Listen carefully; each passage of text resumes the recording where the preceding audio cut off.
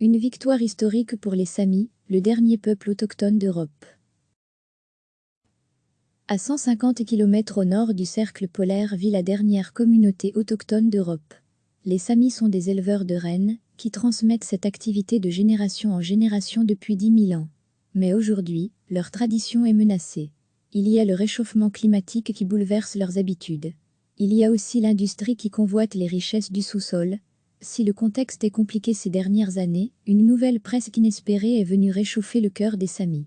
La Cour suprême suédoise a en effet tranché un conflit opposant depuis 10 ans la Suède et la petite communauté indigène. Selon son arrêté, rendu le 23 janvier, ce n'est pas à l'État, propriétaire des terres sur lesquelles vivent les Samis, de décider qui peut chasser et pêcher sur ce territoire, mais aux Samis eux-mêmes, en vertu de leurs droits ancestraux.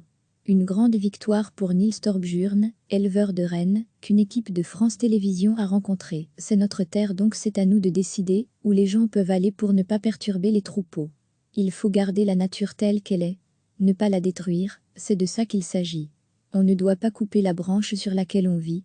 Les Samis sont environ 100 000 à vivre en Scandinavie, dont 20 000 en Suède. Certains Suédois, et en particulier les amateurs de chasse, considèrent qu'il est injuste qu'une si petite communauté puisse revendiquer seule les droits d'un si grand territoire.